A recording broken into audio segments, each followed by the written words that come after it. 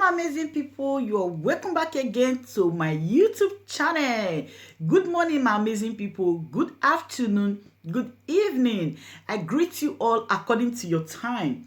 I remain your favorite baby girl, Anointed Lady TV. If you are new to this channel, you are highly welcome. And if you are returning subscribers, thank you very much for always coming to support me. And if you have been watching, you've not subscribed, what are you waiting for, my beautiful people? Please kindly hit that red button where they will subscribe and also put on that notification bell so you will be getting more updates from this channel. As many that have been supporting me, may God richly bless you all. I love you all, guys. Let's watch this video below. I will be right back. Of the Northern Elders Forum, Professor tr0ublè, and very respected members of your team. When I heard of Galinaba, former presidential candidate of my party then, NRC, Bashar Tofa, and then the man that speaks every time on the pages of newspaper, Dr. Junadia. So much, and then Baba Akin, who will always speak out his mind. I'm so one of you here, whom it will be too difficult for me to name, but just to say that on behalf of the government and people of the state, let me welcome your team to Port Harcourt. It takes people who are committed to the unity of this country to take the steps you have taken today. Like you said, our country thrives on rumor, but at your age, you've taken time to go and find out yourself whether everything is okay with our people in the region. And before this visit, that's the first visit by the team that came, and like you said, who have reported to you. It's unfortunate that leadership, we have forgotten that the primary aim of governance is to protect life and property, irrespective of where you come from, irrespective of what religion you belong, irrespective of whichever party you belong to. The primary responsibility of every government is to make sure that lives and properties are being protected. When once that is lost, then there's nothing like governance again. The major aim of governance is to protect life and property. It's not to do road. People must be alive to use the road. If people are not alive, what are you doing roads for? If people are not alive, what are you building schools for? People must go to those schools. People must go to the hospitals you are building. So first of all, let them be alive to use all those infrastructures that you put on ground. But it appears, just like what you said, we have a pandemic. We also have leadership pandemic. This is the first time I'm hearing. So I want to thank you for giving us this word of experience. It is not in doubt. We have known before now the relationship between us and the northern part of the country, right from when Okilo was the parliamentary secretary of the former prime minister. So all of us know the relationship between our region and the northern part of the country. That alone tells us that we have to do everything we can to protect not just your interests in the state, but to make sure that nobody does anything wrong and without us looking into it. We also make sure that all other people who are living in the state are given similar protection. But here in our country, ethnicity and religion has taken over. We'll talk about corruption. If we don't believe that we're together, if we see ourselves differently, obviously there's no way. But if we see ourselves as one, irrespective of the language you speak, nobody chooses where you come from. It's God. Nobody will say, and look, before I was given birth to, I told God, I want to come from the northern part of the country. I want to come from the southern part of the country. It's as it pleases God that he said, look, Professor Angwa Abdullahi, you come from Kaduna. Galoma, you come from Kano. Me, I will come from Rivers. So it is not by our choice that you will say, this is where you will come from. But if the Father God has also made it possible for us to be part of one country, it means that where you come from shouldn't be a factor in order to move this country forward. If the leadership is serious, if we don't politicize the issue of security, we wouldn't have been where we are today. Take, for example, in 2016-17, at the Passover, that is said, then the end of the year, that the first night, going to January 1st. Normally, as Christians, we do what they call a Passover night. That early morning, a criminal, a cultist, killed over 100 people coming from church. Coming from church. Cultists. I raised an alarm. The federal government never listened to me. It was politicized. It was politicized.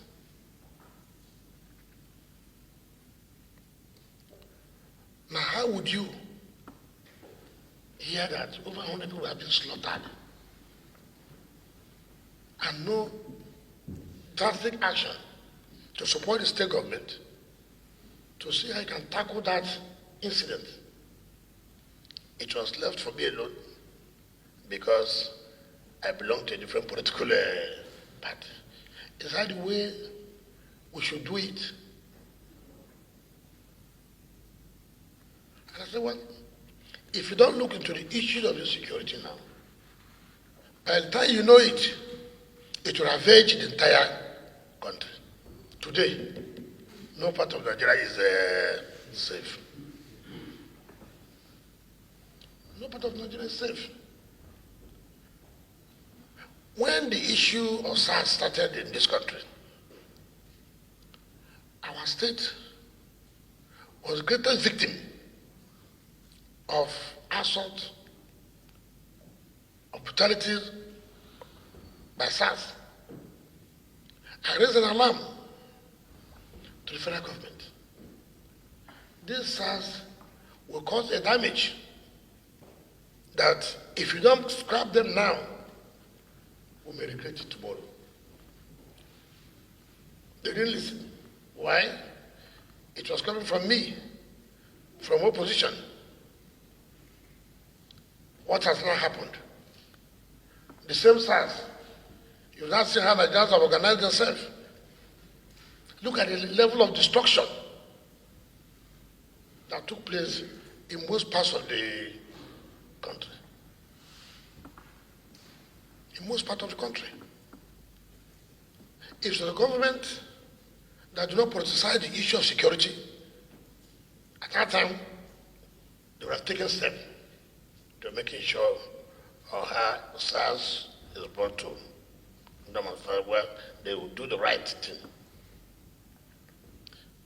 Rather, what I found out in the country is that when you complain against officers of government or against individuals in government, what government does is to say, look, don't bother him. They promote that individual or officers. Have you seen a country where INEC INEC in a report by themselves wrote to IG, not this IG now, that's former IG, Idris. INEC, in their own report, not we, signed by the chairman of INEC, sent to IG. Look, this particular officer was one who beat up our officer, our INEC staff, took the electoral materials, not we wrote to, INEC wrote. Do you know what happened? Instead of IG to take steps, the next day they promoted the person, Deputy Commissioner of Police. INEC wrote to you, this particular officer, we don't want him again. We don't want it. They sent him back here to kill the people he wanted to kill. Then went back and became a Deputy Commissioner of Police. That is the country. That is the country. So, for me, it doesn't matter where you come from. I owe a duty to protect anybody who lives here, who does business here. After all, most of your people who are born here, they won't even go back. Some of them will marry here. So for as far as they are concerned, this is their home. So wherever you do business, wherever you live, that is their home. That's what I believe in. But you see, some people misunderstand policies of government. Take for example, we're building a flyover at a place called Mokoro. We're supposed to commission that flyover this December. Jurisprudence wrote to know that they cannot. I said, why? So market have taken over the place. I drove with my team, we went there. In fact, you can't believe it. Our vehicle couldn't enter, we have to come down to track. Market everywhere, so because they cannot walk. So what do? I must find a way to drive them just under the where they are building. Now, when I send them away, what happened? Politics came in. Now sending the Igbos out of the place. So you can see politics. Take for example, when we are dualizing the period where we have the presidential hotel, our brothers, not our brothers, who are there doing the, what do you call this, British church. I called them. I said, come. This is only 3-star hotel we have. For security reasons, it is not advisable to be here and you are cooking. No. Go and get a place. I will pay. Where you can do your through the chain. Before I knew it, there's some messages out that I'm pursuing the house that. You see, in everything you do, we bring in politics, ethnicity, and the rest. One day I traveled out of the country, I came back. Around midnight, my colleague from Sokoto called me. That what happened? That I went to demolish mosque. I said, which mosque? He said, that's what the report you got now. So it was all over. In fact, that was the initial problem I had with my brother governor in Kano, and then the former Kano governor, Shikarao. Without even calling me to find out whether a mosque was demolished. So I was surprised. I called my parents and said, come, why did you go and demolish the mosque? Who gave you approval? He said, which mosque did they demolish? That's okay. He said, oh, there's a place that they have a court matter with some of the groups, and they won in the court. So but tell them, don't build anything here. Use it for your prayer. And nothing was built. We went there. No mosque was in existence. It had to take the governor of the chairman of Governors Forum, Dr. Kayode Fahimi, to fly down here. I went to the place and said, what kind of politics are we playing? Something that is not in existence. How can you demolish what is not in existence? How? How? It's like me now going to say a church to demolish without even calling them. Say, look, government intend to do something. What do we do? We're willing to find another place or compensate you. You cannot just go and say church demolish. Then say mosque you demolish. Who does that? But people have taken it as if it was true. It was the truth, but it's not correct. And these are the things that, like you said, you came to find out what has happened. If you don't come to find out, you may begin to believe that these things are correct, but they're not correct. So I thank you for this opportunity to have made that time to come to the state to ascertain for yourself. The NSAP protest was very peaceful in River State. Very peaceful. Very peaceful. Oyibo local government is one of the biggest local governments in terms of population. Now, miscreants would wake up in the morning because people are doing NSAP protests. We are beginning to kill innocent people, burn down police stations, kill police people, kill soldiers, burn them, destroy courts. And then when you say, look, what you have done is wrong, we can't allow this. They say, oh, you are against a particular ethnic group. How can that be? And it led to almost a big violence between this group and this group. And I'm the governor of the state.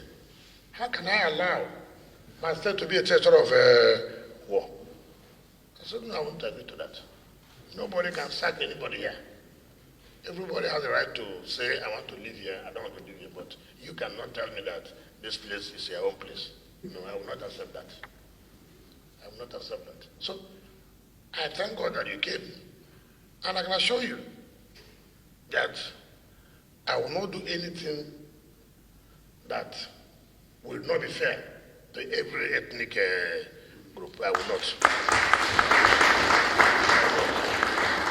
I won't do that, because whether I like it or not, we also have people who are living outside.